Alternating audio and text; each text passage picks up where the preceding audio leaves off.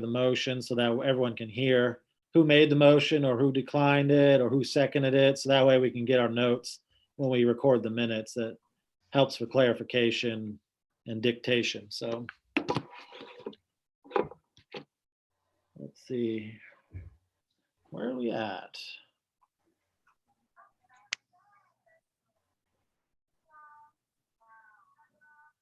That Doug still got his microphone off. Yeah, what that's just I left this. I've recommended people to turn their microphone off until they're speaking, unless they want to make a motion or a second. That way, there's not a lot of background noise. But if you have a really controlled environment where there's no extra sound coming in, it's just you in a room with a closed door, you can leave your microphone unmuted. Okay. That way, you don't have a bunch of reverb. You don't have a bunch of extra noise coming in, like birds or people, driving by, or spouses yelling in the background. That type of thing. Are you describing my place now? Now that was the general description. Only thing in here with me is a 100-pound dog, and he's laying asleep. Good. No, that's good. Somebody's getting a nap. That's excellent. All right, 6:59. There they go. More people coming in. Are you going to scroll up the agenda? Yes. Yeah. Right now I have it loaded where you should be able to see my my screen. Yes. Yep. And then we'll just go ahead and go into through the meeting. We're at 7 o'clock. Call this meeting to order. All right. 7 o'clock. Pledge of allegiance. Pledge allegiance to the flag, United States of America, and to the republic for which it stands, one nation, under God, indivisible, with liberty and justice for all. Darren? Dear Heavenly Father, be with us this evening as we do the business for the city and the good and the welfare of the community. In Jesus' name we pray. Amen. Amen. All right. Well, thank you everybody for joining. This is a Zoom meeting, as you can tell. We have actually everybody who has an agenda item, both representing development and representing themselves, in attendance. So we do have a quorum of commissioners, so it is official. First item will be approval of the agenda, item C. Looking for a motion? Make a motion, we approve the agenda. Shane Grafing. Briefing. I second the motion. Darren Klein. All in favor? Aye. Aye. Opposed? Carried. This time we'll look for citizens' comments. We would have it on Facebook. Let me go ahead and pull up Facebook just to see how it's looking for us. If there is anybody on Facebook right now, let me double check. They're welcome to make a statement. No questions, just a statement. Please list your first and last name and that statement and where you live. Let me just check real quick.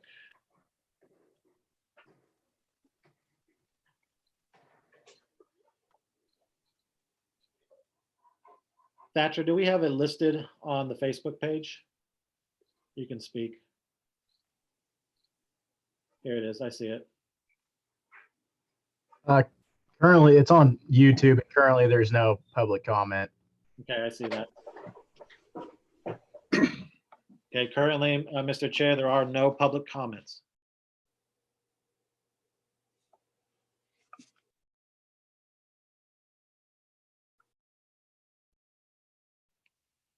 It is up to you if you want to keep the citizens' comments open or if you would like to close and proceed. I think we can close it, don't you? I can't see any comments, so if you don't see any, there aren't any. Yeah, I'm keeping an eye on the public comments on our Facebook page, which is hosted on YouTube, and there are currently no public comments.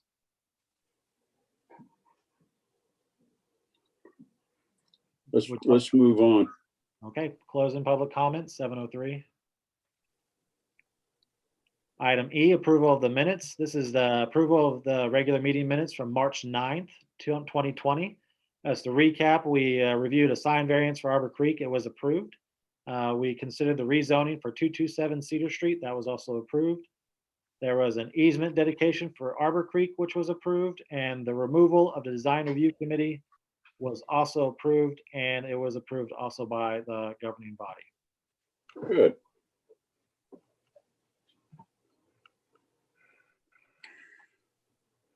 Motion to approve the minutes. I'll make a motion to approve minutes. This is Doug Hall. Second, I'll second the motion. Darren Klein. all in favor? Aye. Aye. Opposed?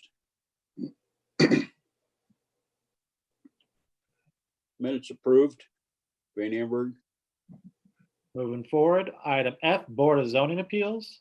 This is going to be item F1. This is for 301 East First Avenue, the conditional use permit for an accessory garage exceeding 720 square feet. Mr. Preston Roberts is the owner of 301 East First Avenue. His lot is an above average lot sitting at around a half an acre. This lot currently has an attached garage, but Mr. Roberts was hoping he could build a detached garage on his lot as long as it abided by all the necessary setbacks. This request by itself does not require a conditional use permit, but Mr. Roberts was hoping he could build a detached garage at 1,200 square feet or 30 by 40. Currently, the zoning and subdivision regulation limit the size of detached garages to 720 square feet, and this is where he would like to get a conditional use permit approved. All conditional use permits must be approved through the Planning Commission. On the pictures, Yes, is sir. this going to be a metal building, and is that an issue? It is not an issue. Mr. Roberts, if you would like to speak, you may so at this time. It'll be just pretty much a pole barn, metal fab garage shop building.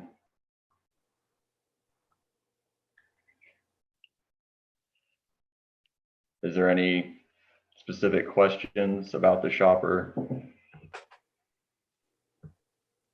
What are you doing for height of sidewalls on that? Looks pretty tall.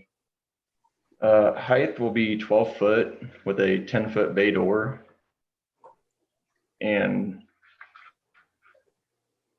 for sidewalls, I've gotten a few estimates for that, but it's pretty much just going to be 29 gauge grade metal corrugated.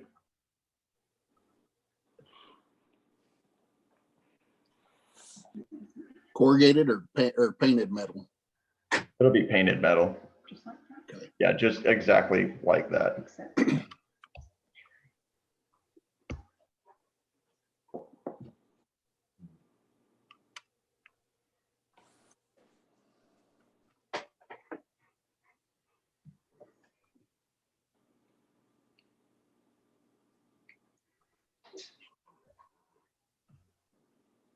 I guess my question would be, does it interfere with anything else in the neighborhood? We can look at an image. I think this is his property right now with the light blue circle around it. As you can see, the property in the past was a smaller lot. And as time went forward, smaller lots were added to it, thus culminating in this bigger lot that you see here at the half acre. South of the house, you can see where the fence is, and you can tell that the fence fenced in a smaller lot that now has grown substantially. So in terms of setbacks, it's going to meet all the setback requirements of the accessory use. We did go ahead and publish it in the paper as per state law, and we did send out letters within 200 feet to all the residents. We haven't heard anything. I haven't received any comments or emails or phone calls. I spoke with Jack Mannion once again. He's my go-to person for residential. He's the residential land analyst, Sedgwick County. Virtually guaranteed to increase property value on 301 East First. I don't know if you want how you would want to determine if it affects the neighbors or not. as I mentioned, I haven't heard any negative comment. I guess my only comment would be that it'd be a metal building within a bunch of residential, and that doesn't make any difference to me. I guess if no other citizens' comments have been negative, that's fine. I don't know if I'm here with Preston, sorry, but this area that we're wanting to put the shop is actually, it would be between like where our fence is, like Micah was saying. And the person that lives over there has like a smaller house with 2 or 3 different little sheds on it. So essentially it would just be kind of blocking that view over there at 116 from our backyard area. It's gonna be kind of at the end of the back corner of our lot, about 70-ish feet back in there. So it'll kind of cover up the neighbor's property. So it shouldn't be too visible from the street of anywhere. Is this storage or is it commercial or what? It's just gonna be strictly storage. I planned on buying a boat, and we have a 62 Impala that I fully restored and everything that we would like to kind of just cover up and keep everything under one roof. Okay, Kind of eliminate the eyesores out in the backyard and yards in general. good.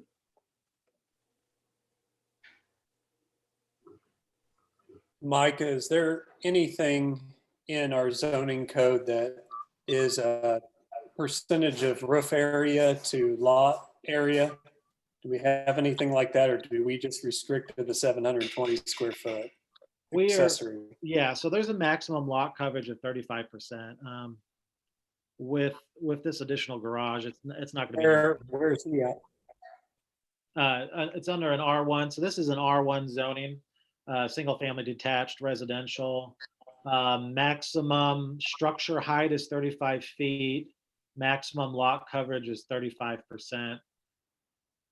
Any accessory garages or sheds have to hit the minimum building setback requirements, which you're gonna have 10 feet from the principal building, 10 feet from the rear lot line, 6 feet from the side lot lines.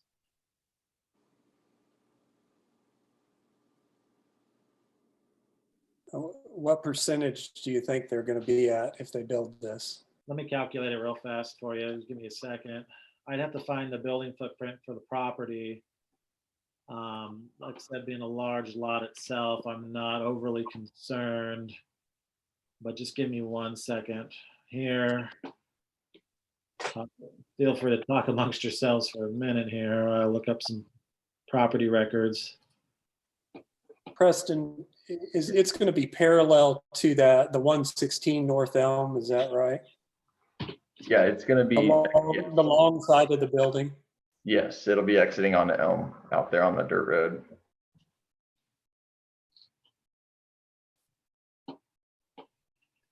Do the neighbors there to the south, the 116 North Elm, do they own that property?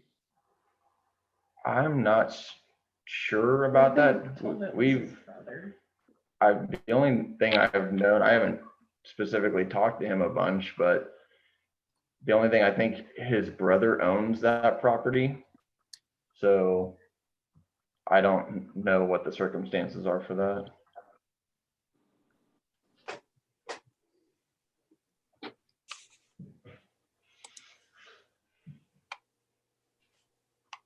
How far back from, let's say, the edge of the alley road were you going to be? It'll be about 70, we've measured between 70 and 73 feet is where I want to put it. So it'll go a little bit, pretty much where you see that middle tree in the back of our yard is where the beginning of it should roughly be. Yeah, setback from Elm. His house. From his house.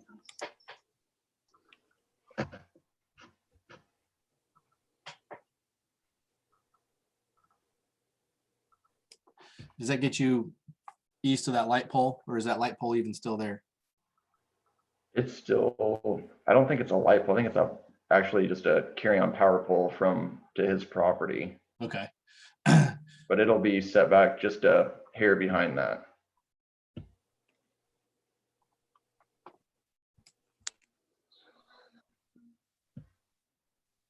Still calculating, just adding the attached garage.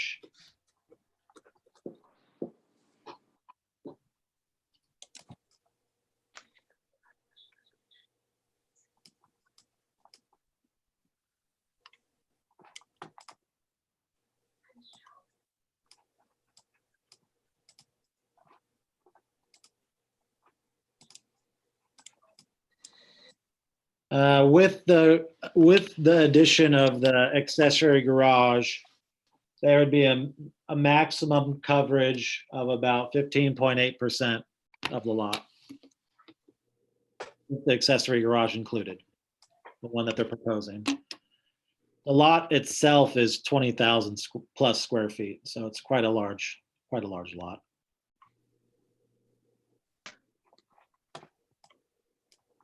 So that falls well under the 35%. Yes. Typically, just as a typical lot, Old Goddard excluded because there's a lot of odd lots in Goddard, what I would call traditional Goddard or the foundational Goddard would be those lots excluded because some of them were platted back in the 1920s, 30s, 40s, et cetera. The newer lots in St. Andrews, Spring Hill, et cetera, are a typical quarter acre. And a larger lot is traditionally about a third of an acre. So this lot in particular happens to be sort of an outlier simply because they consolidated so many lots in the past that it's right around a little over a half acre or a half acre on mark. You know, logically, this lot being twice the size, you know, I'd say an accessory building twice the size wouldn't be out of the question. Is that logical, Micah? Yes and no. That's not a bad way of looking at it. Typically, the idea of an accessory garage, like mentioned, an accessory garage doesn't necessarily require a conditional use permit at all. The idea of how ostentatious the accessory garage is in terms of exceeding 720 square feet is more of an aesthetic concern or a concern of how it is placed and managed on the lot. Aesthetically speaking, where its placement is, I wouldn't have much of a concern. It's set back pretty far. And in terms of lot management, it's clearly managed very well because of the size of the lot. It's not, if you were to drive down Leo Circle, for example, those lots off of Leo Circle that are outside city limits, south on 183rd Street, just south east of Walmart, those ones all typically have a large accessory garage on it. And those lots, if I was to go look at them really fast on a map, are not traditionally too large. For example, if I was going down Highview, 100, let me see if actually I could probably, well, I'll just have to describe it, I suppose. But if I was heading south on 183rd, let me stop sharing real quick. Actually, I can let me stop my share and I can pull it up since we're in an exceptional situation here, being able to utilize our computers a little bit more freely.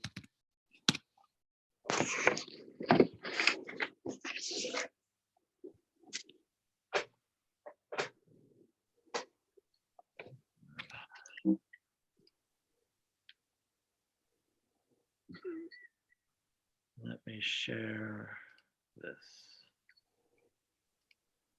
And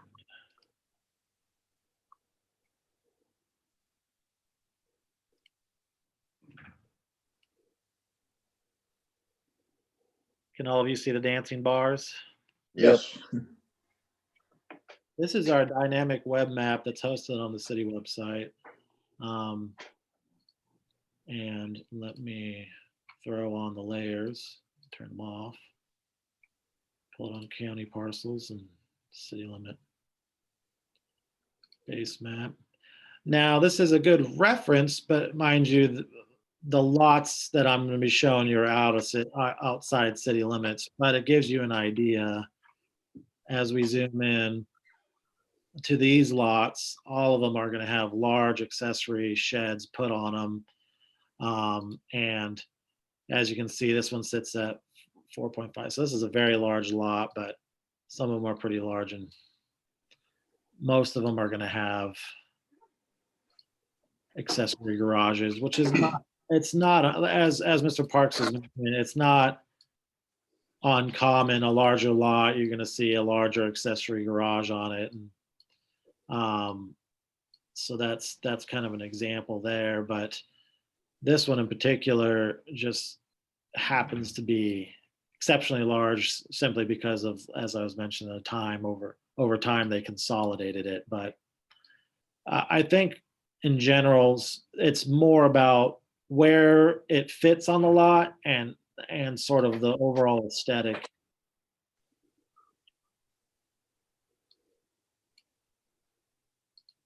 But just shy of a half acre.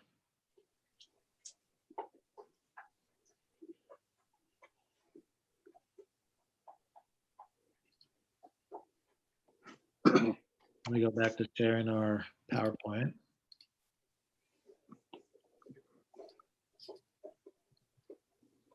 Going back to the general analysis, this is according to Article 6, 100.B1. This is our subdivision regulations.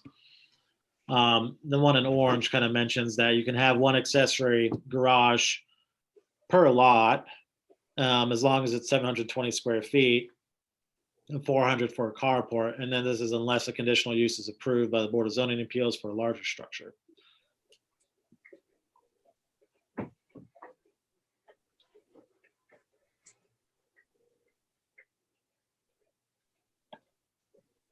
Financially, as mentioned, we had to publish it, allowing 20 days to lapse prior to hearing the item. This did incur small costs, and then we did a notify.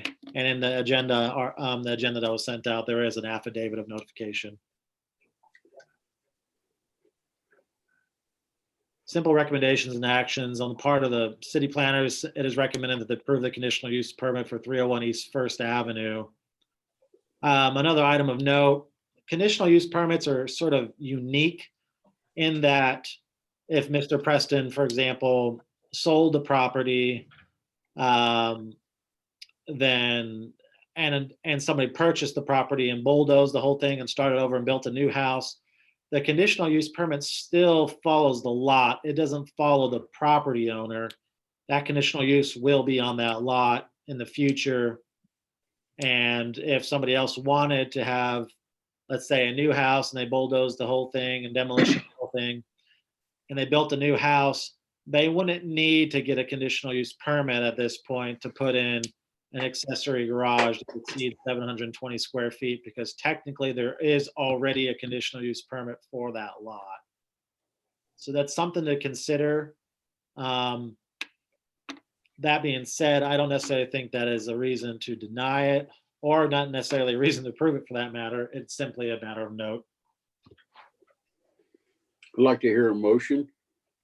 I'll make a motion, we accept the conditional use permit. I'll second. Klein, Shane Grafing. Motion by Darren Klein, Commissioner Klein. second by- Discussion that we haven't already had. I think based on the oversized lot and where he's gonna put it, that there shouldn't be an effect. And if nobody's made any negative comments on it at this point, I don't see where we should not put it through. Anyone else? All in favor? Aye. Aye. All opposed? Unanimous. Thank you very much. Mr. Roberts, you're welcome to stay for the rest of the meeting. At this point, you're welcome to also go ahead and pull a building permit at your leisure. Thank you. Thank you. Thank you very much. Moving on, item F2, this is the vacation and dedication of Arbor Creek entrance. Quick background, the engineering firm MKEC on behalf of Schallenberg Development is working on the subdivision known as Arbor Creek. From time to time, changes in the layout or design may be necessary from unforeseen circumstances. These changes may require approval from the Planning Commission governing body in the form of dedications or vacations as necessary. This development has now come upon just such a change at the entrance for the subdivision, and that would be on the west side. Give me 1 second here.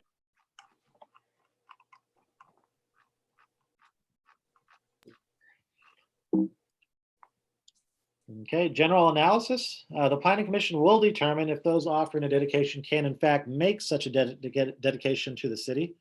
If the title work proves accurate, then the Planning Commission will determine if the dedication would be in the city's best interest.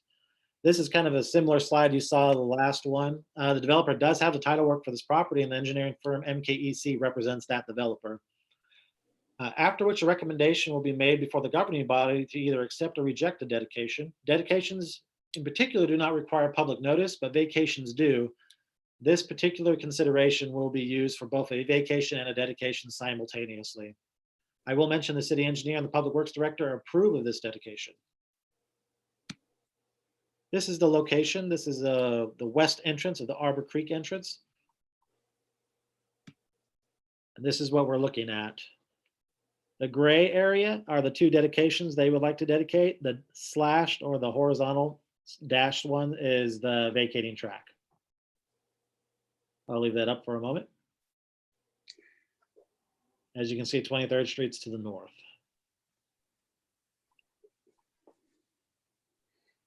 Is the purpose of this for traffic control or? Joey, if you wish, you can speak at this time to answer the questions of the planning commissioners. Yeah, absolutely. Good evening, Joey Denicky with MKC. So basically, they wanted a larger center median for kind of an entryway sign. The developer wanted a more of a wow factor when people were entering in the neighborhood. Early on at the time of platting, you know, a lot of these design aspects were not really determined. So there's just a kind of an entry that everything was agreed on. And then afterwards, after they're developing the streets and the sidewalks and kind of the signage, the developer just wanted a little bit larger center median. So the actual overall width of the right-of-way in the street is not changing at all. It's just merely a shift to the east, just to allow more room for that center median. Okay. Does that dedication track to eliminate the sidewalk on that east end, or is that just reconfigured? That sidewalk will remain how it's shown. So the sidewalk will just go in the street right away. As it does further to the south, it's not shown on this screen, but if you went south, that sidewalk just meanders back and forth in and out of that, that street right away there. So the sidewalk staying the same. It's just we needed to dedicate that additional footage there to make up that overall right-of-way width. I don't know if you have the last slide that kind of shows how it's going to end up, but I will make a note that yeah, the right-of-way is not changing from what was platted. It's just shifted over just to allow for more room.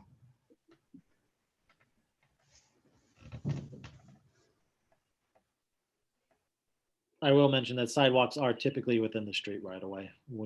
You'll see a sidewalk in a street right away, and the property line of a private property straddles that sidewalk. It's usually a pretty good indicator of determining where is the city's right of way, what belongs to the city versus what belongs to the property owner. But in this case, the sidewalk is a little bit more artistic, so it's doing a little curvy line as opposed to sort of parallel to the street. If you go down a few more slides, it actually shows it better. your agenda will actually have more details. The PowerPoint presentation won't have it completely listed, but I can drop out of this presentation and jump to here if we want to jump into the. It's page 23, but people can pull it up. Yes, it is.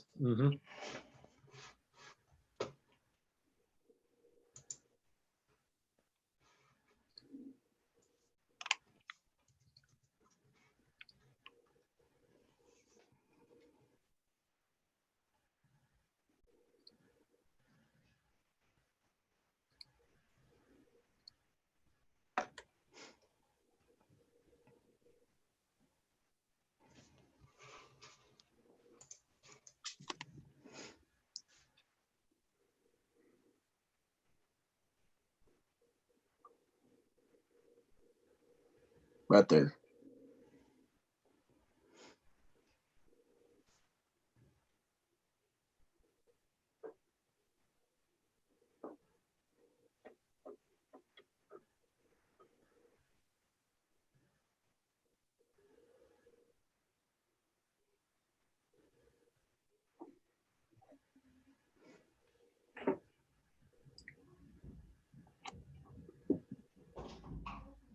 Do we have any comments about the effect of this?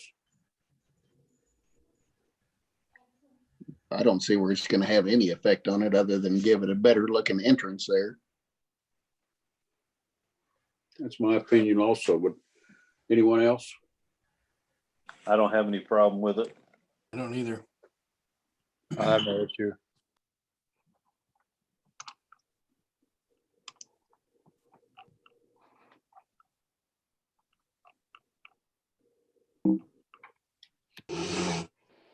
As mentioned, ancillary items, public notice was given and current was given allowing 20 days to elapse prior to hearing the item. The reason this would happen is because of the fact that, as mentioned, a dedication doesn't require public notice, but a vacation does. And during a vacation, if there's any concerned parties or if it is going to affect anybody, then we would let them know. The only people this would be affecting would be home builders who want to have a better entrance and the developer themselves. Or the city, if the city had any concern with the entrance itself as being more cumbersome or maybe violating any engineering standards, but there doesn't seem to be any case of that. Nothing other than that, that would be the only concern. Typically vacations of concern would be vacating an easement that would have, electric lines running into it, or vacating an easement that has a sanitary sewer or something along those lines that would affect property owners. And in this case, it's a very negligible amount of space being vacated and then sort of an equally negligible amount of space being dedicated simultaneously. It is recommended that the planning commission approve the vacation. This is kind of wordy. Got to be specific. Approve the vacation of a tract of land whose legal description is provided in the agenda, and the dedication of tract 1 and 2, whose legal description is provided in the agenda for the Arbor Creek subdivision west entrance. Like to hear a motion? I'll make a motion to approve the vacation of the tract of land whose legal description is provided in the agenda, and the dedication of tract 1 and 2, whose legal description is provided in the agenda for Arbor Creek subdivision west entrance. I'll second. I'll second that. Any other comments or discussion? Sorry, who was the second? I had Grafing with the motion. Who was the second? I'll second that motion. Parks, second. Go ahead, Mr. Chair. Sorry to interrupt. Any other discussion on this? Not that I have. No, sir. All in favor? Aye. Aye. All opposed? Unanimous. Thank you, thank you very much. Joe, you're welcome to stay around for the rest of the planning commission, or if not, enjoy your night. Thank you very much for coming. Thank you, gentlemen. Thanks, Joey. Thanks, Joey. Thank you. Item G, old business, there is none. Item H, new business. This is item H1. This is a site plan for 227 Cedar Street. Quick background, AST Investment Properties has gone through the rezoning process, which was approved by the Planning Commission and the governing body. Now they have submitted a site plan for review and approval before the Planning Commission. All new structures are required to have a site plan submitted except for single-family detached and duplexes, unless the duplexes are in a group setting with a common area. Staff has reviewed the site plan and found it in compliance with the subdivision regulations. The Planning Commission could require additional provisions should they feel it is necessary for safety, health, and welfare of the community. This is a snippet of what I took from their site plan, and I superimposed it or geo-referenced it onto an aerial image to kind of show the layout. It's not exact, but it kind of gives you an idea of how it will fit into the community. Obviously, the property would probably, on the left-hand side, the property would be a little further north, and the property line would, because it would straddle that sidewalk. Feel free to stop me at any time and have me go forward or backwards on any slide that you want to revisit. This is the front elevation, pretty traditional. The rear elevation. I will mention that we do have Tori of Lease Wichita here. She will be answering any questions that you may have. And feel free to stop me and address Tori herself directly, and she'll be able to. This is the right elevation, left elevation. All these slides are in your agenda packet. Ancillary items. I do have a quick question. Yes. Sorry. So it says brick wainscot on there. Jamie Coyne. Jamie Coyne. Is that going to be on the garage? On the sides of the garage, even though it shows it's not? Just noticed that earlier. Am I making sense? Is it going to be on the sides of the garage, or are you asking if it's going to be on the front too? I'm asking on the side. So it looks like on this side view here on both sides of the garage, there's would be a brick wainscot.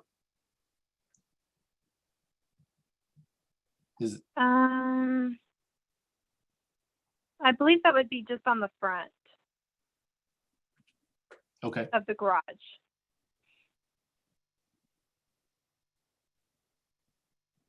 Okay. Thank you. Uh-huh.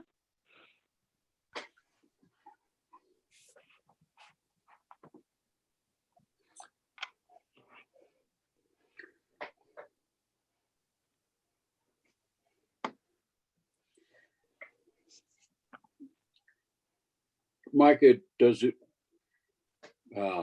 is a requirement for masonry or a wainscot to cover a percentage of the elevation? Is that just for commercial on the highway, or where is that? I don't, to be quite honest, I'm not 100% sure. I haven't seen any particular standard that requires it. I'm going to have to dive into that and see if there's any additional. Do you feel that that would be a requirement to change that, or is that something that you have particular concerns about? I haven't seen any design standard in our subdivision regulations that required it, but let me look into it a little bit more. Well, we've required that on commercial buildings on the highway, or even commercial buildings other places. Right, for frontages on the But not on anything residential that I'm aware of. I haven't seen any architectural standards that required it for residential, but let me look into it. I don't know.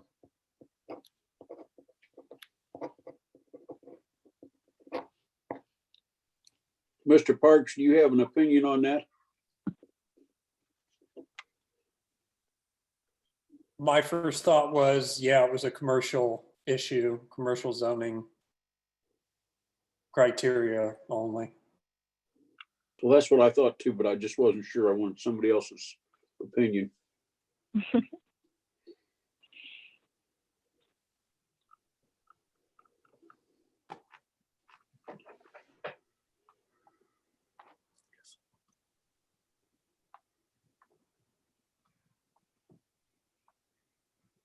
Yeah, WAIN coding.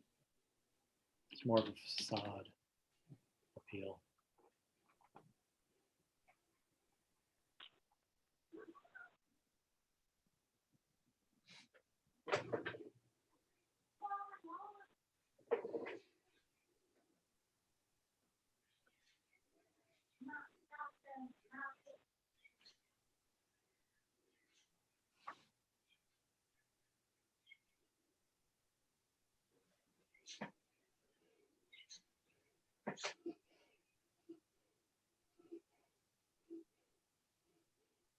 The building setback on the south lot line of lot 17.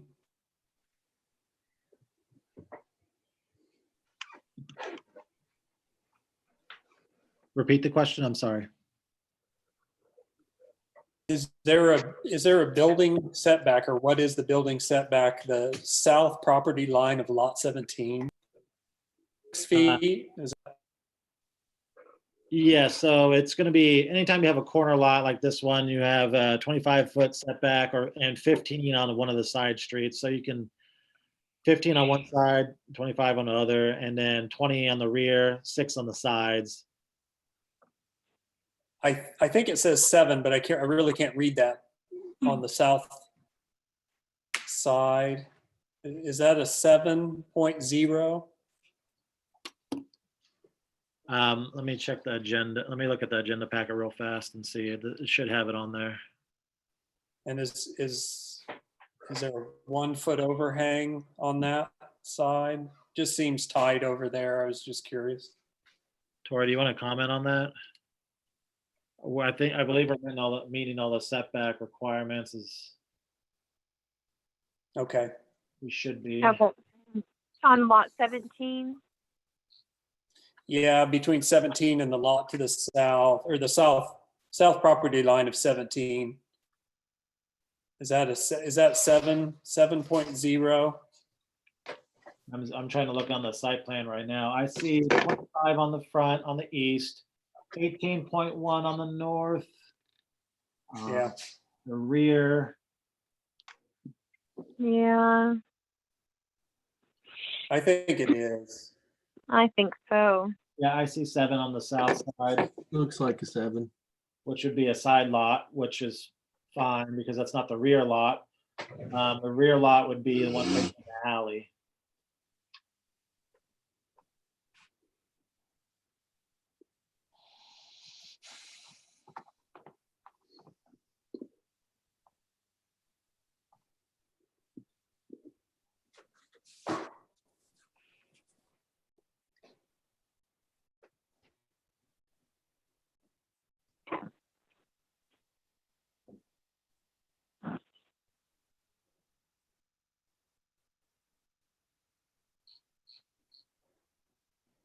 So are they going to vacate the lot line between 17 and 18? Or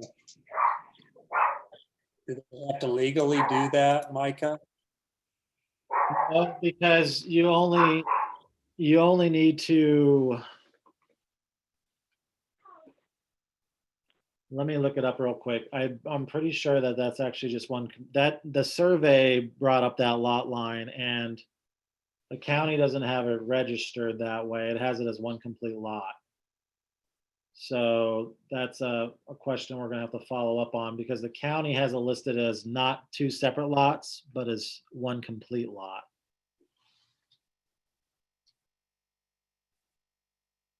I just know from past projects, we've had to vacate those secondary lot lines. I mean, it just legally, Correct, yeah. change.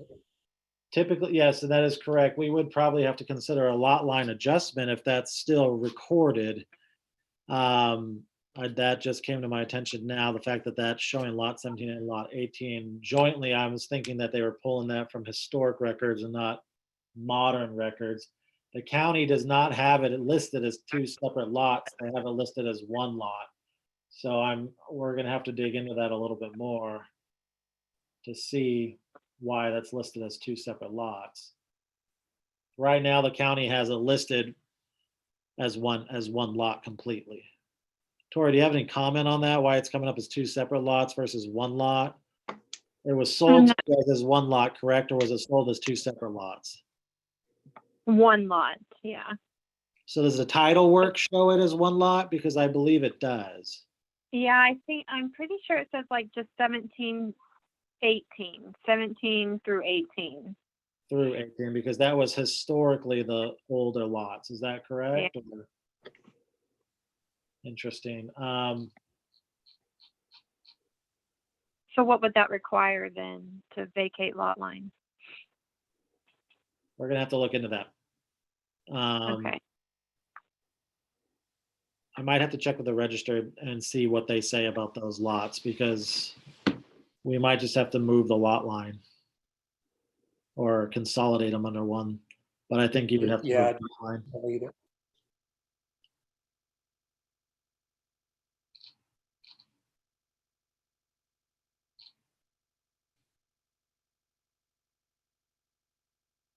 I'd have to check with the county, to be quite honest, because I don't know why they're showing 2 lots here and the county has it registered as 1 lot. And checking the title work, we would have to double check that too, because I'm pretty sure it has it listed as simply 1 lot. Yeah. They probably went through Sedgwick County when they combined them at one time and vacated that lot line, and it just didn't get passed down. It happens. Hmm. Yeah, so basically we're gonna have to check into that. I can't make any definitive answer right now because it's recorded one way on the county through the register of deeds, and it's showing 2 separate lots here on the survey. So we'd have to look into that. And so I apologize, I can't give you an answer right now.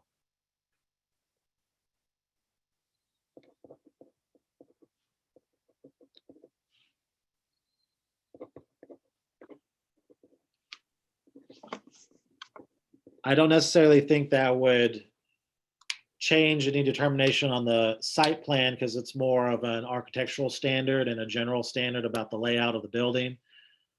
We could, if you felt more comfortable, depending on how you want to consider this site plan, approve a contingent upon looking at if we need to do a boundary line adjustment, or simply look at what the county has it recorded as and then note it. But we're gonna have to check, I'll have to check with the county and check with the surveyor and see where the legal parameter is on this one.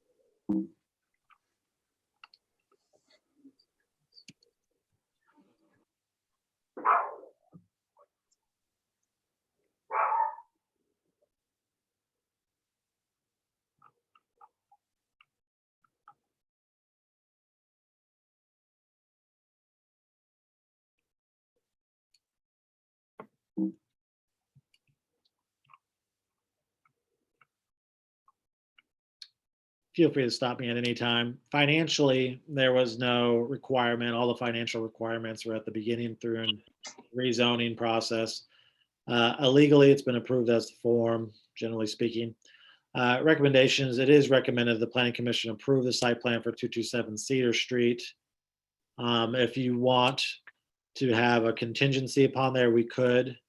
And as mentioned, if there's any site plan requirements that you want to add as additional requirements, feel free to speak up at the time, as long as it has the bearing for the project. Because this is not commercial, is there no screening or anything like that required for any additional landscape or anything like that? Multifamily does require screening. It actually does. The cutoff becomes single family and duplexes, but once you hit 2 and above, I believe it actually institutes. Our multifamily requirement basically says if you have 3 or more units, you need screening for any abutting lots. But there is already a fence there on the south side. It would be, I mean, overlapping fences. I don't know if that's something that even wants to be considered, but there is currently a fence on the north side of the property to the south of that. 217 North Cedar Street currently does have a fence. Okay.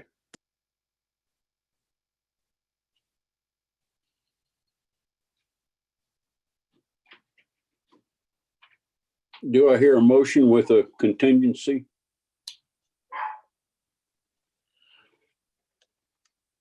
we could approve the site plan, generally speaking, without the contingency if you wanted, simply because the title work does have it listed as one lot. I mean, the title work is ultimately going to be the legal requirement. So as long as the title work says one lot, then it would be fine. But if you do want to have a contingency, with maybe a follow-up email showing that it is in fact one lot, we could, but the title work does in fact say one lot.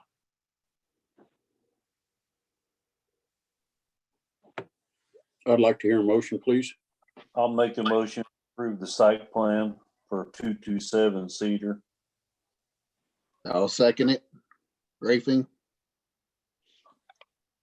Do we think that we ought to have a conditional contingency on that or not? I'm not sure we're gonna need it, to be honest with you. I don't know what it would serve. No. All in favor? Aye. Aye. All opposed? Unanimous? Thank you very much. Tori, like I said, you are welcome to stay for the rest of the planning commission. If not, thank you for your time. And I'll be talking to you in the future. Thank you, guys. Have a good night. You too. Thank you. You too. Thank you very much. Moving on, staff report. Obviously, this had to come up in the staff report. COVID-19 has caused a slowdown in the development rate we would have normally anticipated during the spring. It's hard to really gauge this so far. It's so early in the stages right now. As one gentleman mentioned, it's sort of like trying to have a weather report in the middle of a hurricane. It just doesn't really serve much purpose right now, so we're only speculating. We have seen building permits and roofing permits coming in, so we have seen fence permits, and permits are still being pulled. But really, I feel like later in the year, probably around June or July, will really be when we can see how much the COVID-19 virus has impacted development. More people have been asking about chicken permits. That's kind of not unsurprising, but it's kind of an interesting factor to consider. We do allow chicken permits in the city of Goddard, but it's contingent upon HOA. If you have an HOA in your neighborhood, I've seen most HOAs deny chicken permits. But City of Goddard does allow chicken permits. We allow up to 6 female chickens, no roosters. You have to have a coop and a run, and it has to have all the setback requirements of a typical shed or accessory use. But so far we've seen 3 people ask about it and 2 people have actually pulled it. So that's kind of something of note. The Star Bond is moving forward. I think you've seen some of the new walls moving up. They are kind of contingent on weather, of course. The wind, it can't be too high. If it hits those walls, it can create a dangerous situation, and they want to have very low wind factor when they're putting those walls in. They do weigh 35 tons each, so it's very difficult for them to maneuver those walls into place with the wind hitting them. City permit portal. This is our live portal, similar to what MABCD has. If you're familiar with the Metropolitan Area Building and Construction Department, they have a live portal where you can check on your permit, check on the status of it, request inspections, etc. The city is doing the same thing, minus the inspections right now, but we're going to have it where all of our permits are hosted. I mentioned this in the past. We're working on it. We should have it up running probably around mid-May.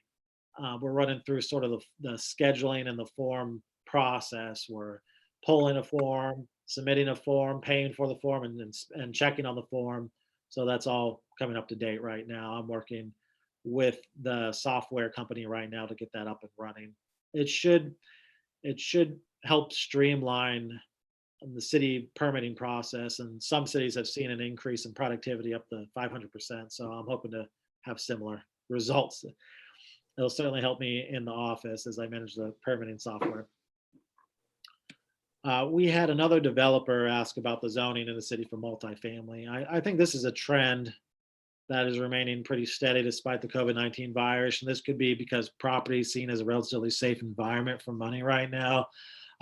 This is speculation. I've talked to multiple different people about this already. And obviously, markets fluctuate and we could see a deeper impact on real estate over time, but we did have another developer ask about where the zoning is, a brand new developer, somebody who hadn't mentioned, we haven't talked about before, ask about zoning for multifamily in what I would call traditional Goddard or old Goddard.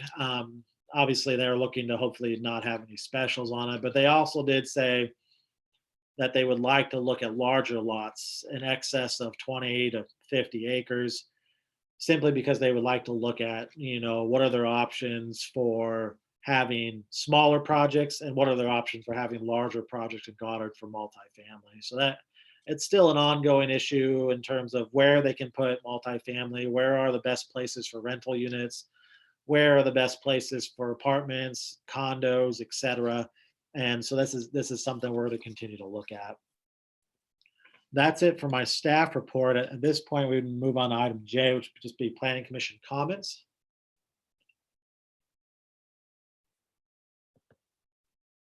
Justin, No comments. guess I'll move down the line.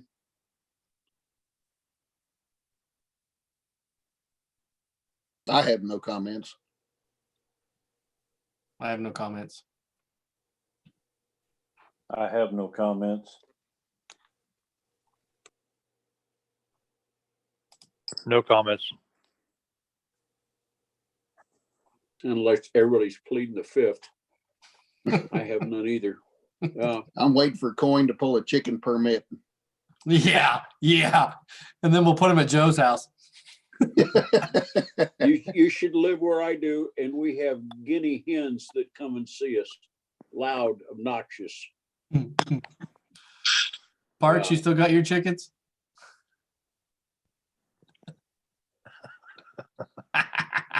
He's not gonna tell us. I have 12 new ones, actually. Oh, wow.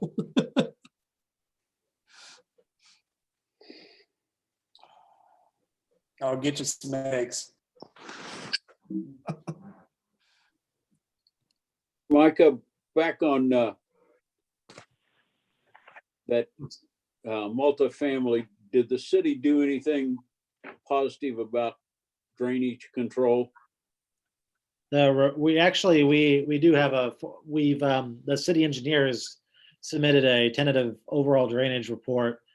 They're looking into it pretty extensively. So that drainage report is actually in works right now. Okay. It's an overall review of the drainage in the city, including traditional Goddard. So we're looking at how we can handle it without it simply being, one developer does, one thing to mitigate just their lot and it sort of passes the buck down the road. We are looking at it holistically. Well, and that's the reason why I didn't bring it up while we were discussing the site plan. I didn't want to tie the two together. Right, and typically with development with one lot, it's not going to mitigate the overarching factor that an open ditch or something, which is what we have on Second, and won't necessarily mitigate it completely. And granted, we are adding more impervious surface, but the overarching theme, of course, is how you handle rainwater on a whole stretch of street, not just one lot. And it's something that we're looking into from an engineering perspective and how we can handle it.